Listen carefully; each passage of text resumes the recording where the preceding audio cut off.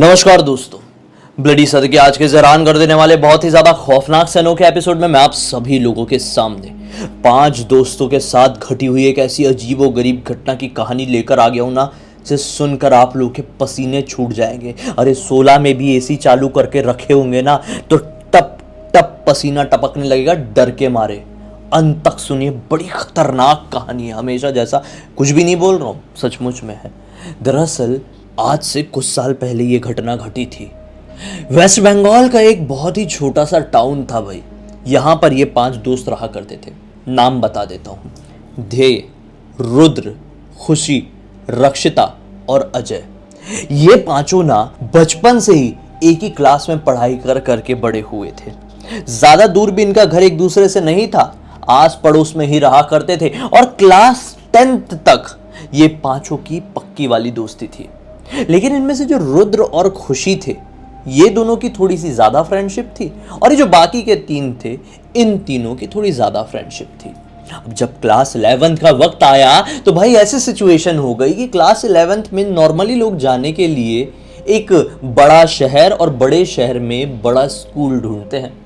तो ऐसे ढूंढते ढूंढते 3 दोस्त तो निकल पड़े बाहर की तरफ बड़े स्कूल की तलाश में। और एक था ध्येय, उसके पापा का ट्रांसफर हो गया, वो किसी दूसरे शहर में चले गया। ऐसे ऐसे करके समय बीत गया। कुछ समय बाद ये लोग थोड़े बड़े, अभी तो शुरुआत में ये लोग टच में रहे पांचों दोस्त एक दूसरे से। लेकिन जब थोड़ा और समय बीत गया, ये लोग थोड़े बड़े और हो गए ना, तो इन लोगों के पास एक दूसरे के लिए वक्त नहीं बचा। जैसे कि आम जिंदगी में होता है, हम अपने स्कूल के फ्रेंड से इतना ज्यादा टच में नहीं रह पाते हैं जब हम थोड़े बड़े हो जाते हैं। तो वैसे इनका भी हुआ, थोड़े बड़े हो गए, अब बातचीत ज्यादा नहीं हो पाती थी। हालांकि रुद्र और खुशी की अभी भी थोड़ी थोड़ी बात होती थी। लेकिन एक वक्त ऐसा आया कि सब अपनी अपनी जिंदगी में लग गए, सब अपना अपना कहीं ना कहीं जॉब करने लगे और किसी को भी किसी की कोई भी खबर नहीं कि कौन अपनी जिंदगी में क्या कर रहा है।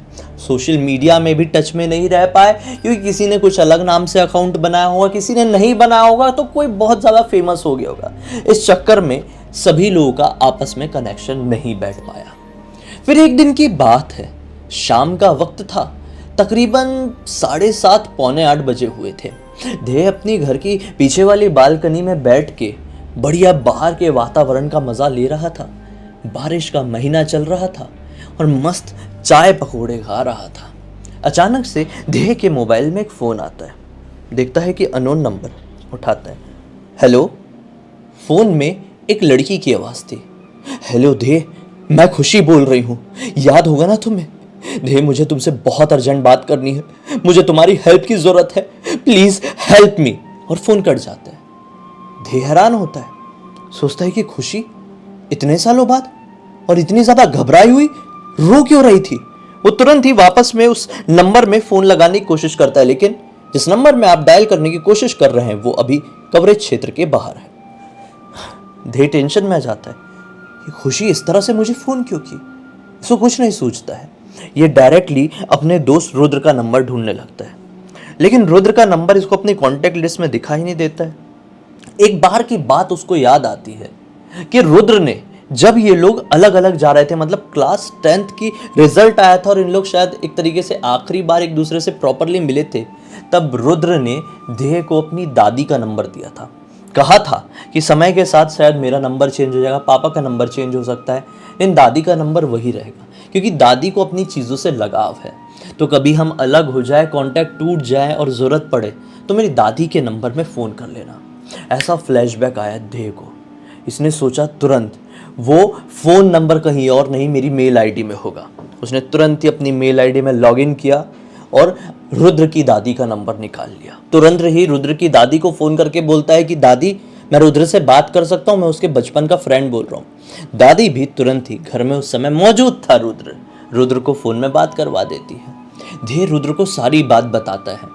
रुद्र सोचता है, यार ये बड़ा अजीब मैटर है, एक काम कर, तू आके मुझसे मिल। दरअसल ये दोनों जहाँ पर रहते थे, ये शहर एक दूसरे से बहुत ज़्यादा दूरी पर नहीं थे। ध्येय कहता है कि ठीक है, कल ही मैं निकलता हूँ और कल ही तुझसे मिलता हूँ। ये निकलता है और ये लोग मिल के सारी बात करते हैं। रुद्र भी बड़ा हैरान होता है और रुद्र से ध्येय कहता है कि तेरी तो बात होती रही होगी ना उससे, तो रुद्र बताता है कि नहीं यार, कुछ समय पहले तक होती थी, लेकिन अभी 1.5-2 साल से मेरी उससे बिल्कुल भी बात नहीं हुई है, पूरा कांटेक्ट टूट गया। ये लोग भी हैरान हुए। वापस से उसी नंबर में डायल करने की धे ने कोशिश किया, लेकिन उस नंबर में फोन नहीं लगा। हालांकि रुद्र ने उसी समय धे से वो मोबाइल नंबर मांगा, ये कहा कि मैं अपने मोबाइल से डायल करके देखता हूं, तो दे। तो जैसे ही ये नंबर उसको देता, तुरंत ही खुशी का फोन वापस से धे को आया। धे ने फोन उठाया।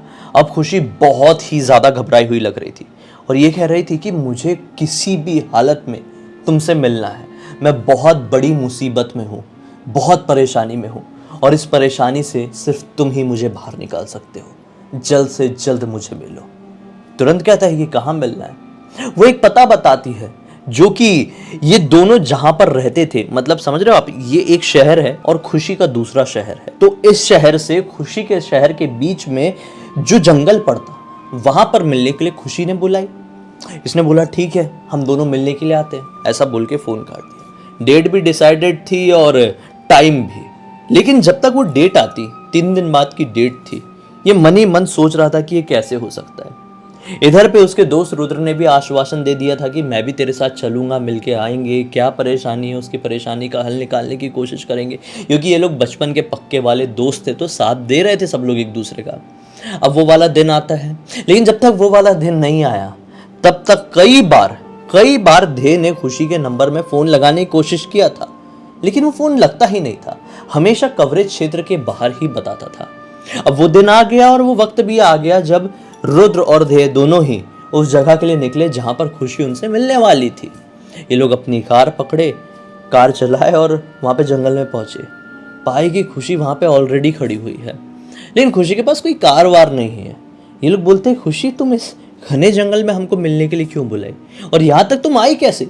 तुम्हारी कार, बाइक, स्कूटी कुछ दिखाई नहीं दे रही है, कैसे पहुंची? वो बोलती है कि मैं यहाँ पे बस से आई। वो सब छोड़ो, वो रो रही थी सिसक सिसक के। वो बोलती है कि वो सब चीज़ छोड़ो, मैं बहुत ज़्यादा परेशानी में हूँ। धे पहले उसको शांत करवाता है। रुद्र भी शांत करवाने की कोशिश कर रहा था, लेकिन रुद्र ऐसा था ना कि थोड़ा शौक था कि यार कुछ समय पहले तक तो ये मुझसे बहुत अच्छे से बात करती थी, अभी इसकी ज़िंदगी में ऐसा क्या हो गया। उसके दिमाग में बहुत सारे क्वेश्चंस थे और वो अपनी बेस्ट फ्रेंड को ऐसी हालत में देखकर थोड़ा सा कंफ्यूज हो चुका था, ब्लैंक हो चुका था। तो धे ही खुशी को संभाल रहा था, उसे थोड़ा साइड में बैठाए, इन लोगों के पास पानी की बोतल थी, पानी वानी पिलाए। जब वो थोड़ी सी नॉर्मल हुई, 15-20 मिनट बाद, शाम के 5:30-6 बज रहे होंगे, खुशी बोलती है धे से कि धे मैं तुमसे बहुत प्यार करती हूँ और मैं इस बारे में अपने माँ बाप को बता चुकी हूँ और सब कुछ छोड़ छाड़ के तुम्हारे पास आ गई हूँ, मुझे अपने साथ ले चलो, मुझसे शादी कर लो। जैसे उसने वाली बात कही ना, लिटरली बारिश होने लगी। बारिश का तो मौसम था ही, मतलब समझो कि ऊपर वाला भी चाह रहा था दोनों को मिलाने के लिए। अचानक से धे कहता है कि खुशी ये तुम क्या कह रही हो? मुझे तो लगा था कि तुम दोनों बॉयफ्रेंड गर्लफ्रेंड हो, तुम और रुद्र, तुम मुझे कब से पसंद करने लगी? इनफैक्ट मैंने तुम्हारे बारे में ये पहले कभी भी नहीं सोचा। वो तुरंत कहती है तुम्हारी ज़िंदगी में कोई और है? जब उसने ये सवाल उससे की तो उसकी आंखों में एक अजीब सा गुस्सा था। इसने तुरंत ही शांत करवाते हुए उससे कहा कि नहीं, मेरी ज़िंदगी में, मेरे दिल में कोई और नहीं है। इनफैक्ट मैंने तो अभी ये कुछ सोचा ही नहीं हूँ, मैं तो अपने करियर की शुरुआत किया हूँ। इनफैक्ट अभी मैंने कभी नहीं सोचा था कि तुम मुझसे इस तरह से प्यार करती हो और तुम अचानक से बिना मुझसे कुछ बोले अपना घर वर छोड़ के आ जाओगी। तुम्हारे माँ बाप के ऊपर क्या बीत रही होगी और मेरे बारे में क्या समझ रहे होंगे? मैं उनमें से बिल्कुल भी नहीं हूँ। अगर मैं चाहता, मेरे ऊपर है, तो मैं तुम्हारे घर पे जाऊँ, तुम्हारे मॉम डैड से बात करूँ और खुद से ये बोलूँ कि मुझे आपकी बेटी से शादी करनी है। भागने भूगने वाला सिस्टम मुझे नहीं समझता है। ये फिर से रोने लगती है। ये इसको थोड़ा नॉर्मल करता है और फिर से कहता है कि देखो, अभी मेरे मन में ये सब कुछ भी नहीं है।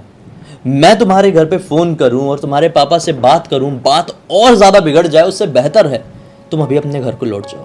तुम्हें जो बात कर रही हो ना, ये बहुत ज़्यादा बचपने भरी हुई है। तुम घर जाओ और मैं तुमसे प्रॉमिस करता हूँ, मुझे थोड़ा वक्त चाहिए। हफ्ते 10 दिन में मैं खुद आऊँगा, चीज़ों को थोड़ा अपने दिमाग में एनालाइज करूँगा यार, समझूंगा, जो तुमने बात कही है उसको थोड़ा हजम करने की कोशिश करूँगा, फिर तुम्हारे घर पे आता हूँ ना, बात करते हैं। धे थोड़ा मैच्योर्ड था। अब हाँ करना है या ना करना है, धे ने क्लियर कर दिया कि मैं 7 से 10 दिन बाद तुम्हारे घर आऊँगा, तभी क्लियर करूँगा और घर के हर एक पर्सन के सामने। क्योंकि अभी जो खुशी ने कदम उठाई है, ये बहुत बड़ा कदम है। उसको डांट वाट के कार में बिठाता है और उसके शहर तक जाते हैं ये दोनों उसको छोड़ने के लिए, और उसके घर से थोड़ी ही दूरी पर अपनी कार से उसको उतार देते हैं और बोल देते हैं स्ट्रिक्टली कि घर पे ही जाना, वरना हम अब कभी बात नहीं करेंगे। बस वो भी सिसकते हुए रोते हुए घर की तरफ चली जाती है। घर के गेट के अंदर घुसती है, तब इन लोगों को भी सेटिस्फेक्शन होता है, गाड़ी घुमाते हैं और अब अपने शहर में जब जा रहे थे तो दोनों ने एक दूसरे से बात की, रुद्र और ध्येय ने। बोले कि क्या हो गया खुशी को यार, ये तो हमने कभी बचपन में सोचे भी नहीं थे कि वो लड़की ऐसा कदम उठाएगी, इतनी ज़्यादा अनमैच्योर्ड रहेगी। यार मैंने तो कभी भी नहीं सोचा था उसके लिए, कोई रिश्ते के लिए, कोई शादी के लिए, कोई प्यार के लिए। वो अचानक से ऐसा घर बार छोड़ के आ गई, ये तो गलत है ना। रुद्र भी बिल्कुल कहता है, रुद्र तो कहता है कि हमारे बीच में कुछ भी नहीं था, वो हम दोनों में सिर्फ फ्रेंडशिप थी और उसने कभी ये जिक्र भी नहीं किया था। थोड़ा सा भी किया होता मैं तो उससे बताता। ये सारी बात करते करते ये लोग अपने अपने टाउन में पहुंच जाते हैं। भाई वो अपने घर ही अपने घर, सोचते सोचाते आने वाले 7 से 10 दिन बीत जाते हैं। इन 7 से 10 दिनों में फिर से ध्येय ने खुशी का हालचाल पूछने के लिए उसको फ़ोन लगाने की कोशिश किया था, लेकिन फ़ोन कनेक्ट ही नहीं होता, हमेशा कवरेज क्षेत्र के बाहर ही बोलता। ये बड़ा परेशान। अब एक दिन खुशी का फ़ोन आता है, वो फ़ोन उठाता है। वो फिर से रो रही थी और कह रही थी कि मेरे मम्मी पापा तुम्हारे घर में आ रहे हैं, प्लीज़ अपने आप को संभाल लेना। और ऐसा बोल के फ़ोन कट जाता है। ये परेशान, अरे मैं क्या संभाल लूँ, शायद ये कहना चाह रही होगी सिचुएशन को संभाल लेना, उसके मुंह से निकल गया होगा अपने आप को संभाल लेना। ये तुरंत ही ध्येय सोचता है और ध्येय के घर की बेल बजती है।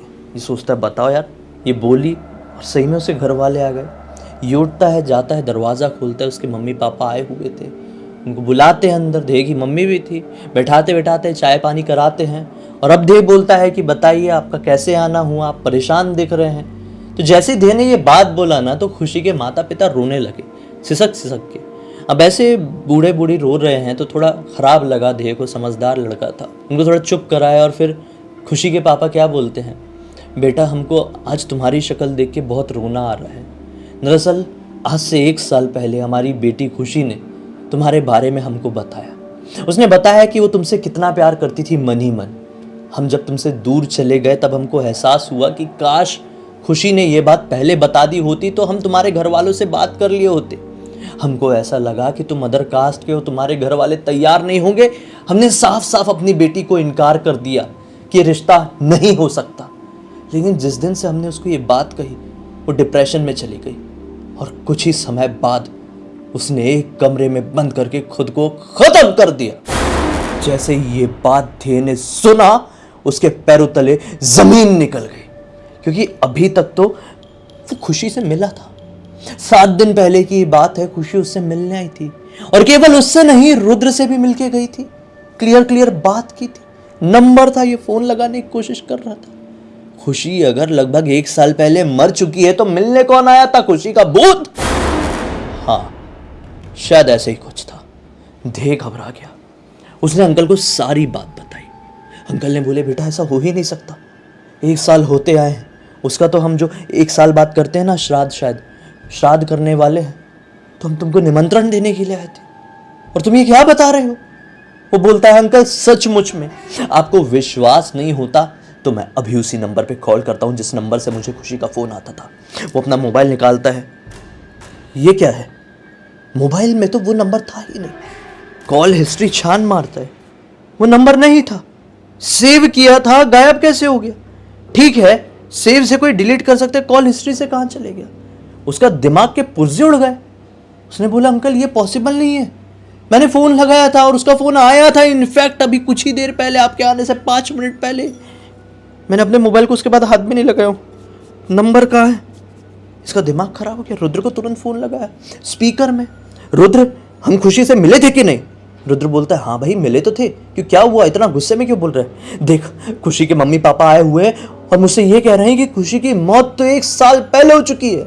उधर से जोर से चिल्लाता रुद्र, क्या क्या बोल रहे तू, हम तो उससे 7 से 10 दिन पहले मिले मुश्किल से, तू तो घर जाने वाला था उसके, ये तो क्या बता रहे हैं। उधर से अंकल भी परेशान, अंकल और जोर जोर से रोने लगे। रुद्र का दिमाग खराब हो गया, ये क्या सुन रहा हूं मैं। काफी वक्त लग गया खुशी के माँ बाप को संभालने में, सिचुएशन को समझने में, ठीक करने में। खुशी के माँ बाप उस दिन लगभग रात के 11 बजे तक उनके घर में रहे। बहुत देर बातचीत चली, बहुत सारी पुरानी चीज़ों को डिस्कस किया गया और फिर बेचारे वृद्ध लोग, वृद्ध दंपत्ति थे, खुद को संभालते हुए अपने घर पर गए। वो अपने घर पर चले गए। आज उनकी ज़िंदगी शायद बहुत कठिनाई से कट रही होगी इन सारी बातों को याद करके, लेकिन ध्येय भी अब तक इस सिचुएशन से उभर नहीं पाया है। वो जब भी याद करता है तो ऊपर से नीचे तक सिहर सा उठता है, और साथ में रुद्र भी। ये कैसे पॉसिबल हो सकता है? ये जो हुआ वो क्या था? आज तक किसी को भी समझ में नहीं आया, जो लोग उस समय वहां पर प्रेजेंट थे। कहां से आई खुशी वापस से, कैसे फोन आया?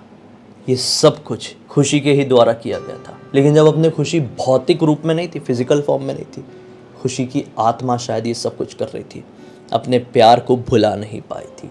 ये थी एक अटूट प्रेम की सच्ची खौफनाक कहानी, जो पूरी की पूरी मुझे ध्येय ने इंस्टाग्राम पर लिख कर भेजा। मैं पढ़ा तो शौक हो गया यार। उम्मीद करता हूँ आप लोगों को भी पसंद आई होगी और कुछ ना कुछ सीख ज़रूर मिली होगी। मिली है, अच्छी लगी है तो लाइक ज़रूर कर देना। चैनल को सब्सक्राइब करके बेल आइकन दबा के ऑल के ऑप्शन में क्लिक करना है कि इस तरह के हैरान कर देने वाले खौफनाक वीडियोस डेली आप लोगों के सामने लेके आते रहते हैं। इंस्टाग्राम की लिंक इस वीडियो के डिस्क्रिप्शन बॉक्स में मिल जाएगी, क्लिक करके डायरेक्टली वहाँ पर पहुंच जाना। और इस तरह की कोई भी कहानी, टॉपिक या जानकारी आप लोगों के पास भी है तो लिख भेजना। हो सकता है हमारा अगला वीडियो आप लोगों के हिसाब से बन रहा हो। तो चलिए कल फिर से मिलते हैं, तब तक के लिए बहुत बहुत धन्यवाद। आप लोग का दिन शुभ हो।